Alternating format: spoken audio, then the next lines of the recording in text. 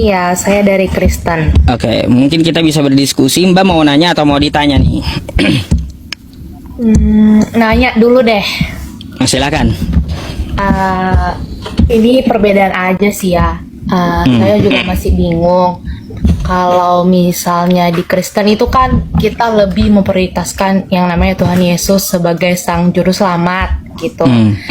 Nah, kalau di Islam itu kan nggak ada, ya kan? Nah, jadi tuh kalau di Kristen itu dominannya ada penyelamat gitu. Maksudnya ada loh yang orang kita percaya, seseorang yang kita percaya, yang kita udah tahu bahwa dia itu dari sana gitu, dari surga, terus menjelma jadi manusia, terus dari firman yang dia berikan kita percaya, dan kemudian dia mati di kayu salib, bangkit, dan dia kembali ke surga gitu. Itu definisinya kita tuh percaya gitu sama Tuhan Yesus karena dia emang dari sananya gitu. Nah, terus kalau untuk yang dari agama Muslim, maksudnya apa gitu yang dipercayain? Itu sih pertanyaannya Pak Ustaz. Soalnya bingung di situnya. Baik Mbak, jadi gini ya. Saya katakan di Muslim itu juga ada penyelamatnya.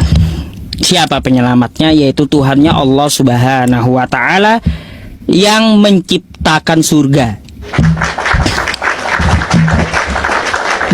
Jadi bukan dari surga lagi, bukan yang numpang di surga menyelamatkannya, tapi yang menciptakan surga. Jadi surga itu miliknya. Jadi itulah yang menyelamatkan kami gitu. Yang membuat surga, yang menciptakan surga, yang punya surga. Di mana ayatnya? Di dalam Quran surah Maryam ayat 72. Summa nunajjil ladzina taqaw wa nadzaru dzalimina fiha jithiya. Kemudian Allah menyelamatkan orang-orang Islam. Jadi ada penyelamatnya. Siapa penyelamatnya? Yaitu Allah Subhanahu wa Ta'ala yang menciptakan surga. Kalau Yesus kan katanya dari surga, berarti Yesus numpang, Mbak.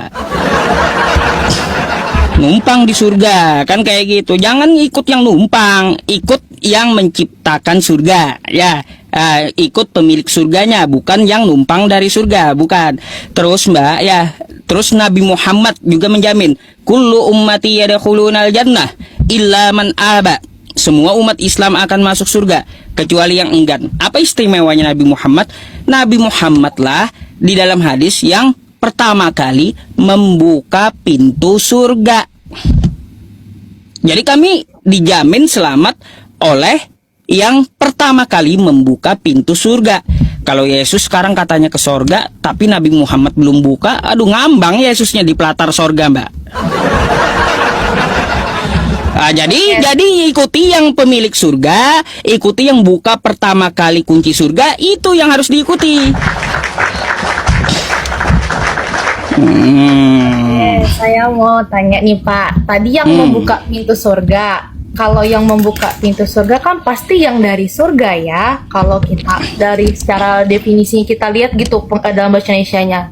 Nah, sedangkan yang saya tahu itu manusia gitu. Bagaimanakah cara dia membuka pintu surga? Baik, Mbak.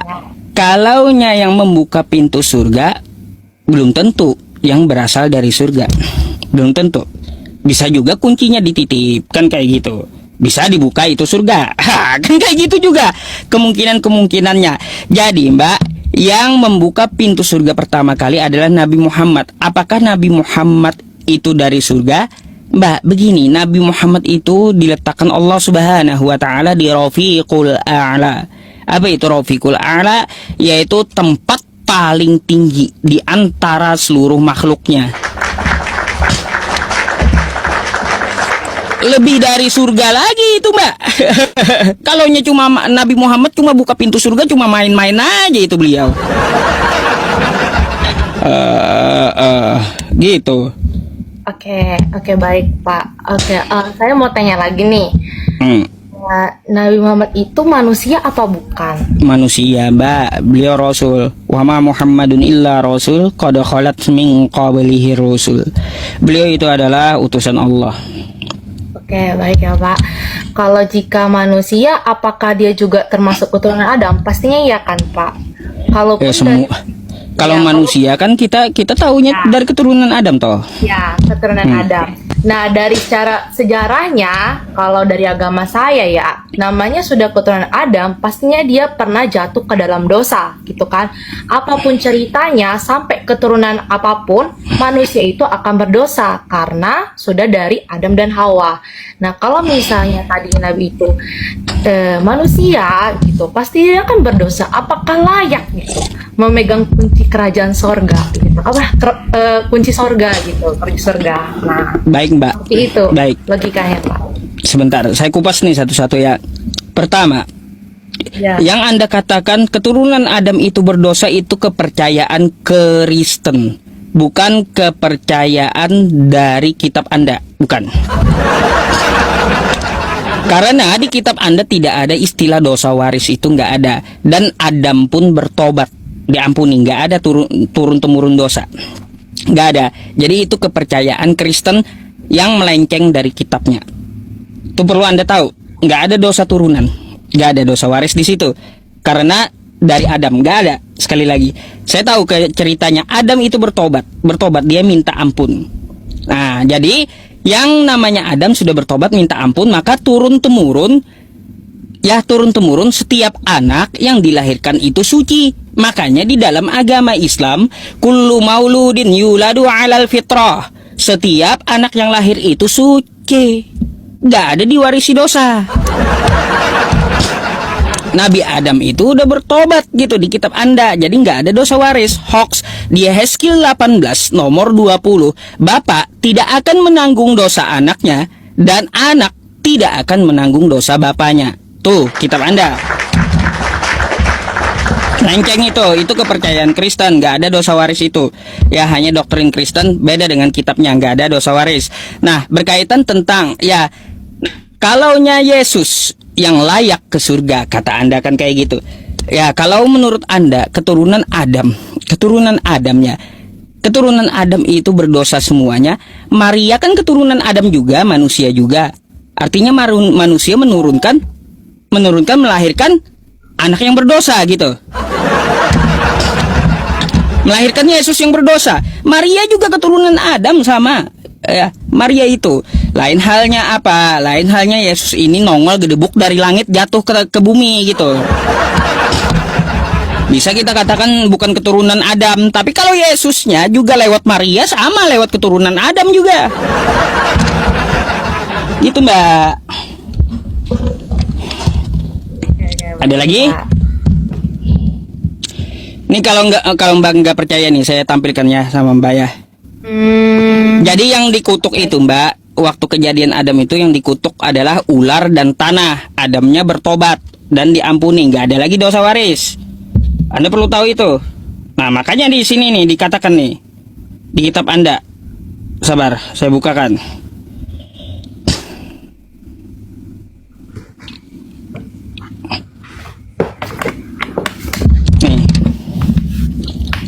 Nih.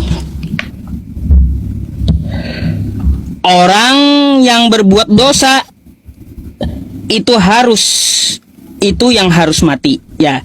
Anak tidak akan turut menanggung kesalahan ayahnya, dan ayah tidak akan turut menanggung kesalahan anaknya. Orang benar akan menerima berkat kebenarannya, dan orang-orang fasik akan tertanggung atasnya. Faman ya'mal mithqala dzarratin syarran yarah wa man ya'mal mithqala dzarratin khairan yarah. Kan kayak gitu. Barang siapa berbuat dosa sekecil apapun, dia akan menerima balasan dosa tersebut. Barang siapa berbuat baik sekecil apapun, maka dia akan menerima balasan kebaikan tersebut. Kan gitu. Ya itu, Mbak, ada di kitab Anda. Dosa tanggung sendiri-sendiri. Beda kan? Dengan ajaran Anda dengan kitab Anda sendiri beda, udah gitu. Ada lagi?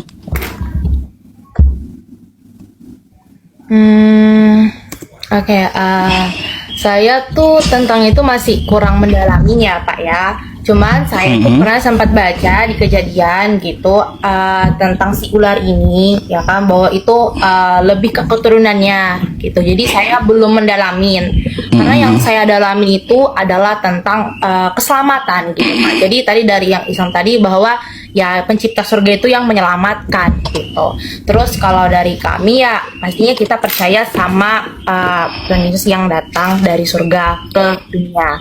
Nah, kalau tadi Bapak bilang bahwa apa ya? Dia tuh bukan numpang, Pak. Sebenarnya dia tuh Tuhan gitu. Apa ya dikatakan? Kalau di itu kan di Alkitab ada 2 perjanjian ya, perjanjian baru dan perjanjian lama. Pertama perjanjian lama. Nah, perjanjian lama itu di mana ya memang orang zaman di situ tuh tidak bisa mengenal Tuhan secara langsung, melihat secara langsung melalui nabi-nabi gitu. Nah, terus seiring berjalannya waktu, di mana beberapa juga nabi sudah menubuatkan bahwa akan adanya datang Raja Damai gitu, yaitu Tuhan Yesus yang kita kenal. Nah, barulah kita tahu gitu adanya perjanjian baru. Nah, dari perjanjian baru itu dari mana Tuhan Yesus itu ya Tuhan Yesus itu Tuhan itu sendiri yang ada di surga. Cuman dia datang ke dunia itu ingin menyampaikan firman-Nya secara langsung kepada manusia, tapi dengan diri dia yang masih apa ya, suci gitu ya, masih apa ya, Tuhan gitu kan, nggak bisa langsung bertemu sama manusia berdosa, sehingga dia menjelma menjadi manusia. Datanglah dia ke dunia melalui kandungan, melalui perutnya si Maria gitu, dan lahirlah dia. Terus kemudian kenapa dia harus disalibkan? Nah, di situ juga ada beberapa alasan. Disalibkan itu pun juga ada maksudnya. Jadi kalau orang zaman dahulu itu kalau untuk menembus kambing gitu kan, nah korban bakaran. Tetapi pas ketika Tuhan Yesus datang tidak perlu, cukup darah Tuhan Yesus yang suci itu bukan kita, asalkan kita percaya seperti itu. Dan disitulah saya tuh kayak yakin gitu sama Tuhan Yesus karena dia datang dari sana, dibuktikan gitu. Seperti itu Pak. Saya tanggapi ya Mbak ya. Lagi-lagi ya, itulah Anda korban doktrin kekristenan Anda. Beda pula dengan kitab Anda. Nah, pertama, Yesus itu tidak pernah mengaku dirinya Tuhan atau Allah, tetapi dia adalah hamba Tuhan. Di mana ayatnya? Nih, di kitab Anda ya. Dia adalah hamba Tuhan. Nih. Nih Mbak ya. Apa nih bacanya? Ya. Yesus hamba Tuhan. Oke. Jadi Yesus itu hamba Tuhan, bukan Tuhan. Ya, bukan Tuhan. Dan Yesus mempunyai Tuhan. Nih ayatnya. Yesus mempunyai Tuhan. Ya. Nih, saya bukakan dulu. Yesus mempunyai Tuhan. Nih. Pada waktu itu, berkatalah Yesus, "Aku bersyukur kepadamu, Bapa, Tuhan langit dan bumi." Dia punya Tuhan. Tuh ya. Tuh. Yesus punya Tuhan. Lagi-lagi Yesus punya Tuhan. Terus kata Anda apa lagi, Mbak? Kata Anda, Yesus datang ke muka bumi, dia adalah Raja Damai. Salah. Kebalikannya lagi. Yesus datang ke muka bumi bukan bawa damai, tapi bawa pedang. Ini ayatnya. Nih. Apa kata Yesus? Jangan kamu menyangka bahwa aku datang untuk membawa damai di atas bumi.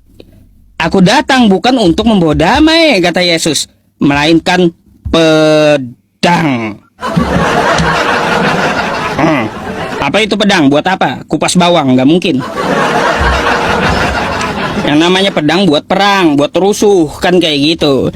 Jadi Mbak, doktrin Anda, doktrin kekristenan Anda itu bukanlah ajaran Yesus. Beda dengan ajaran Yesus, ajaran Kristen. Kristen tidak pernah mengenal Yesus, tidak pernah kenal Kristen. Yesus tidak pernah bawa Kristen. Yesus juga tidak pernah memerintahkan kita jadi Kristen. Gak pernah sama sekali. Yesus tentang dirinya pasti dia lebih tahu tentang dia. Saya tentang diri saya pasti saya yang lebih tahu. Kan kayak gitu. Dan Anda, ya Mbak ya, Anda seorang wanita, pasti yang lebih tahu tentang diri Anda adalah Anda, bukan orang lain. Begitu pula Yesus, tentang dirinya pasti dia yang lebih tahu. Gak pernah ada Yesus itu mengaku dirinya adalah Tuhan maupun Allah. Gak ada. Ya, tadi ada kan di ayat Alkitab bilang kalau Yesus itu hamba Tuhan, seperti itu ya. Nah, kalau saya diajarkan, saya juga sempat agak bingung gitu. Kenapa sih dikatakan Yesus itu hamba Tuhan? Terus ada juga kok ayatnya mengatakan tentang Tuhan Yesus itu membasuh kakinya Petrus. Jika engkau mengatakan aku Tuhan, iya benar, akulah Tuhan, seperti itu.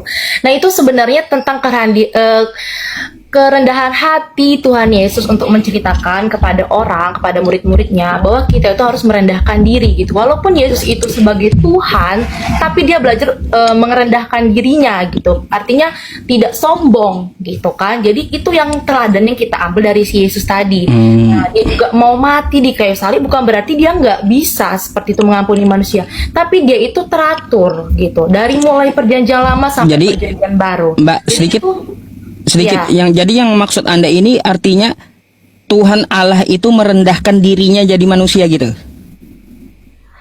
Maksudnya memiliki sifat kerendahan hati, seperti itu, kerendahan hati. Ya, mengajarkan kita untuk menjadi orang yang rendah hati. Itu yang teladan yang kita ambil dari Tuhan Yesus, seperti itu. Terus tidak mengatakan dirinya aku Tuhan, aku seperti ini, tidak. Jika engkau manggil aku Tuhan, ya itu benar. Itu kan jika ya, ada ayat Alkitabnya saya masih ingat itu di Yohanes atau di mana tentang Tuhan Yesus membasuh kakinya si Petrus, ya kan. Jadi kita ambil teladan Tuhan Yesus itu adalah kerendahan hatinya, Pak, seperti itu. Nah, itu saya diajarkan. Terus dikatakan membawa pedang, ya kan. Itu dikatakan itu ada ayatnya lagi di bawah itu, Pak, dijelaskan tentang kita mengikuti Tuhan Yesus gitu. Kalau kita sudah mengikuti Tuhan Yesus, kita sudah tidak akan lagi berpikir kayak nanti keluargaku bagaimana, ya kan, orang tuaku bagaimana. Kalau kita memang ikut Tuhan Yesus, kita fokus sama Tuhan Yesus, kita tidak akan melihat lagi siapapun di sekeliling kita, seperti itu. Nah, itu yang saya tangkap, Pak. Baik, Mbak, saya mau tanggapi dulu. Berarti satu yang mau saya minta konfirmasi kepada Anda, berarti Allah itu yang Maha Kuasa merendahkan dirinya menjadi manusia gitu. Ya, seperti itu. Sifatnya yang memiliki kerendahan hati. Itu yang saya kerendahan hati jadi merendahkan diri ya. Baik, Mbak, saya mau tanya dulu ya. Kalau seperti itu sifatnya ya, Mbak, kita manusia ya. Saya dan Anda manusia, betul? Benar. Kita makan nasi itu pantas nggak? Pantas. Pantas. Kalau kita makan kotoran? Kalau dari kita lihat sih nggak pantas sebenarnya. Nggak pantas. Iya. Kita yang manusia aja ciptaan Tuhan, Mbak. Ada yang nggak pantas bagi diri kita. Ada yang kagak pantas untuk manusia. Apalagi untuk Tuhan. Kagak pantas Tuhan itu jadi manusia. Kagak pantas Tuhan itu merendahkan diri jadi manusia. Kagak pantas Tuhan itu dikandung manusia. Kagak pantas Tuhan itu disusui manusia. Kagak pantas Tuhan itu ditangkap manusia. Kagak pantas Tuhan itu diseret manusia. Kagak pantas Tuhan itu ditombak manusia. Kagak pantas Tuhan itu mati. Dan intinya kagak pantas pula Tuhan itu kalah dengan ciptaannya. Oke, Pak ya. Oke, saya akan jawab ya. Itu tadi menurut pemikiran Bapak, bukan menurut pemikiran Tuhan. Seperti itu. Kan tadi saya sudah kasih tahu bahwa Tuhan itu mengajarkan kerendahan hati. Memang kalau kita lihat secara manusia memang tidak pantas, Pak. Tapi kalau jika Tuhan bilang iya, kita nggak bisa bilang apa, Pak. Dan saya salut gini ya, Pak ya. Kalau saya bilang, ya memang, kok Tuhan seperti itu sih? Kan Tuhan punya kuasa. Harusnya Tuhan bisa dong ngelakuin hal yang gak harus kayak gitu sesuai dengan derajat dia gitu kan. Tapi saya pikir kembali, Pak, gak semua orang bisa seperti itu. Dan gak semua manusia akan melakukan seperti yang Tuhan Yesus lakukan. Dan disitulah saya mengatakan bahwa dia itu hebat, Pak. Baik. Dan dia mengajarkan kerendahan hati. Saya tanggapi. Ya, dan itu saya nggak bisa bilang karena Tuhan nggak pantas, Pak. Tapi kalau dia sudah melakukan berarti dia pantas. Karena dia teratur, Pak. Gitu. Dari mulai perjanjian baru dijawab, perjanjian lama sampai perjanjian baru. Baik. Yang menurutnya kagak pantas itu bukan menurut kita, tapi menurut Tuhan itu sendiri. Gak pantas dia jadi manusia. Menurut Tuhan itu sendiri, bukan menurut saya, tapi menurut Tuhan itu sendiri di dalam kitab Anda. Nih, saya bukakan ya, kita baca. Yesaya 46 nomor 5. Yesaya 46 nomor 5. Kepada siapakah kamu hendak menyamakan aku? Hendak membandingkan aku? Dan mengumpamakan aku sehingga kami sama. Gak pantas sama Tuhan itu. Gak pantas kata Tuhan, dia sama dengan manusia itu gak pantas gitu. Terus dia tegaskan juga nih, ya. Bilangan. Kitab Anda nih, saya ambil dari kitab Anda aja. Tuh. Allah bukanlah manusia, sehingga ia berdusta. Bukan anak manusia, sehingga ia menyesal. Masakan ia berfirman dan tidak melakukannya, atau berbicara dan tidak menepatinya?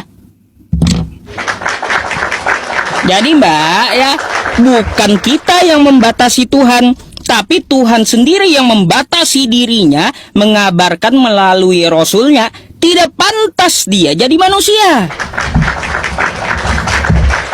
Gitu, Tuhan sendiri yang membatasi dirinya, mengabarkan, menjabarkan kepada utusan-utusannya bagaimana tentang masalah ketuhanannya. Maka dijelaskan bahwa dia tidak pantas sama dengan makhluknya. Makanya di dalam agama Islam, laisa kamitslihi syai' wa huwas sami'ul basir. Allah itu berbeda dengan segala sesuatu. Walam yakul lahu kufuwan ahad. Dan dia tidak ada yang setara dengan dirinya. Sama tuh ayatnya, ya. Jadi Mbak, ya, bukan berarti dia berkuasa bisa jadi apa saja yang dia mau. Ya betul, seperti itu pemikiran Anda. Tapi ingat, dia yang membatasi dirinya, dia yang tahu tentang dirinya, dia yang mengajarkan tentang dirinya. Dia sendiri yang membatasi, tidak pantas kata dia, dirinya itu, Tuhan itu menjadi manusia, gak pantas. Jadi bukan dari saya ya, bukan dari saya, tapi dari kitab Anda, gitu. Ini satu lagi saya tanya, ya, Yesus katanya menyuruh menyembah Allah di Lukas 4 nomor 8. Coba Anda buka Lukas 4 nomor 8. Aku nonton kembali. Aduh, coba jelek tadi Pak. Coba diulang lagi. Sembahlah Allah, hanya kepada Dia saja engkau berbakti. Betul? Di mana itu Pak? Di mana? Coba tunjukkan ayat. Lukas 4 nomor 8. Lukas 4 ayat 8. Aduh, jaringannya jelek loh. Engkau harus menyembah Tuhan Allahmu dan hanya kepada Dia sajalah engkau berbakti. Oke, kemudian apa lagi Pak? Baik. Mbaknya nyembah siapa sekarang? Nyembah Tuhan Yesus. Nah, beda kan udah. Yesus menyuruh menyembah Allah yang kagak kelihatan. Mbaknya malah sembah Yesusnya. Udah beda. Dari mana Anda ngikutin Yesus? Beda udah. Aduh. Kayak gimana Mbak? Pak, kembali lagi Pak, yang saya bilang Tuhan Yesus itu memiliki kerendahan hati. Dia tuh, ada nggak Tuhan Yesus mengakui diri? Aku Tuhan, nggak ada Pak. Kayak gini Mbak, yang dia hadapi itu iblis itu, ya. Sembahlah Tuhan Allahmu. Coba yang dia hadapi itu iblis. Nggak mungkin dia merendahkan hati sama iblis, nggak mungkin pula Mbak, nggak mungkin. Jadi kalau dia sama iblis, kalau dia betul-betul Tuhan, maka dia akan berkata kayak gini, sembahlah aku. Ada tertulis, engkau harus menyembah aku saja, kata Yesus. Ya. Ngapain sama iblis merendahkan hati? Ya, kan kayak gitu. Sama iblis loh itu. Engkau harus menyembah aku, iblis. Harusnya gitu. Bukan merendahkan diri. Saya mau kasih tahu ya Pak. definisinya kalau misalnya kayak gini. Kalau kita tetap orang yang merendahkan hati, apapun kondisinya, kita pasti akan merendahkan hati. Begitu Tuhan Yesus. Mau dia sama manusia, mau sama iblis pun. Kalau memang sosok dia merendahkan diri, ya sudah Pak, nggak ngapain lagi diubah-ubah konsep. Waduh. Tuhan merendahkan diri sama iblis. Ini yang kacau pula ini Mbak namanya. Iya. Sadar hati Pak. Hah? Kacau kalau merendahkan diri sama iblis Mbak. Gimana sih bahasanya, aku tuh suka ngomong. Aduh. Gini Pak, seperti ini loh. Gini ya, seperti ini. Sekali dia benarlah untuk seterusnya. Nah gitu, mau sama siapapun ataupun baik gitu. Sekali dia baiklah untuk semuanya gitu. Mau orang jahat, mau orang baik. Nah begitu maksudnya Tuhan Yesus. Kalau dia sekali orang yang memiliki kerendahan hati sama siapapun, jadi dia tuh mengajarkan gitu loh, ngasih tahu gitu loh. Mau siapapun itu. Wajar nggak Mbak? Menurut Anda pula, wajar nggak Tuhan dicobai iblis? Nggak wajar kan? Wajar nggak Tuhan diuji iblis gitu? Coba pikir dah. Wajar nggak kalau Tuhan dicobai oleh iblis? Oke, di sini kan dicobain dia ya, tapi kan posisi dia jadi manusia kan, jadi manusia itu bukan Tuhan gitu? Hah? Manusia? Enggak, maksudnya ini kan di sini kan Tuhan itu ya kan, maksudnya Tuhan Yesus itu tadi gitu, dia masih menjadi manusia, jadi dia tuh benar-benar jadi manusia yang kayak seperti kita gitu, masih memiliki teman yang gini, yang saya maksud ketika dia jadi manusia itu bukan Tuhan dia. Kalau misalnya nih ya, oke, kita anggap aja dia memang dia jadi manusia full manusia. Nah, manusia. Ya, kalau dia datang jadi manusia, oke, dia manusia. Nah, seperti itu. Apalagi, Pak? Ya, kalau dia manusia, kalau dia manusia, berarti dia datang sebagai manusia yang di tiang salib menebus dosa Anda. Itu bukan Tuhan berarti Mbak, tapi manusia. Hoak berarti itu penebusan dosa, ditebus dosanya oleh manusia yang bukan Tuhan. Oke, saya jelasin. Bagaimana Tuhan bisa disalibkan? Bagaimana Tuhan bisa datang ke dunia? Sedangkan namanya Tuhan itu suci, Pak. Nggak bisa bertemu sama kita, manusia yang berdosa. Makanya dia jadi manusia, Pak, biar bisa ketemu sama kita. Gitu. Ya itu, tadi kan sudah saya bilang, kalau dia jadi manusia pantas atau tidak pantasnya aja lagi. Kan kayak gitu. Kalau dari sini ya pantas, Pak. Masa pantas Tuhan dinina bobo oleh manusia? Masa Tuhan pantas disusui manusia?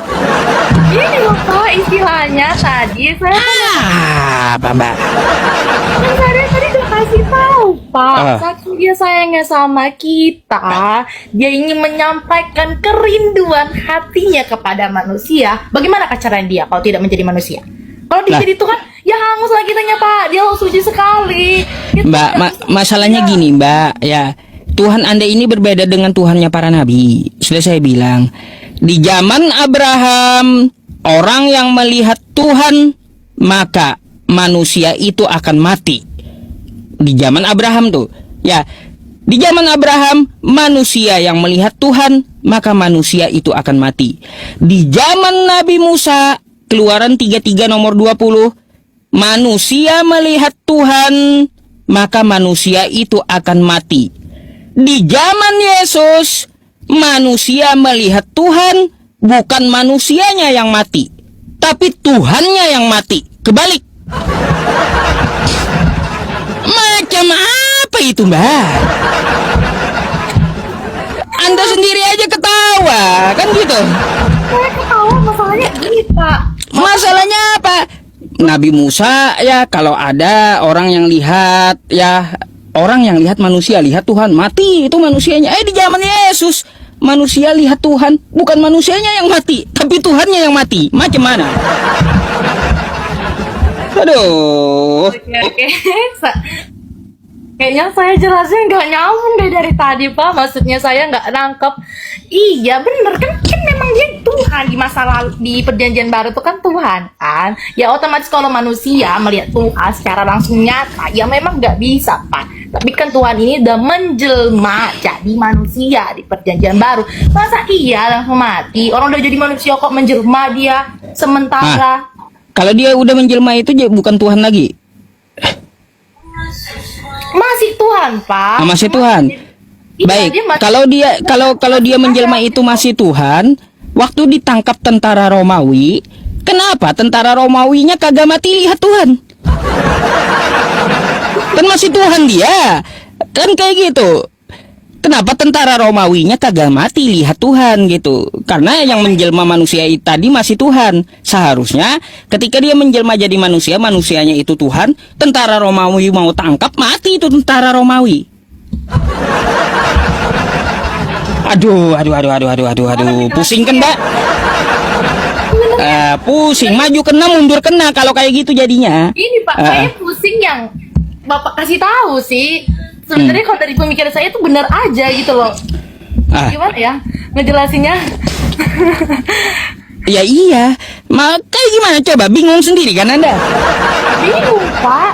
Anda aja bingung sendiri menjelaskan bagaimana doktrin Anda gitu. Apalagi saya, tambah bingung saya dengan Anda. Saya bingung menjelaskan bagaimana caranya Bapak itu mengerti gitu. Saya pada udah berikan ayat-ayat, berikan logikanya ya, kayak gitu. Jadi yang disalib itu orang fasik, Mbak ya. Jadi ajaran Yesus itu berbeda dengan ajaran Kristen. Yesus mengatakan kayak gini, Mbak ya. Hai Bani Israel, di Markus tuh ya. Hai Bani Israel, Tuhan Allah kita, Tuhan itu Esa. Dia mengutip Ulangan 6 nomor 4. Itu Yesus. Nggak ada Yesus berkata kayak gini, Mbak. Hai Bani Israel, Tuhan Allah kita 3 dalam 1. Itu ya itu nih salah nih pemikirannya nih Bapak. Nggak ada Yesus berteriak kayak gitu. Oh iya, oke.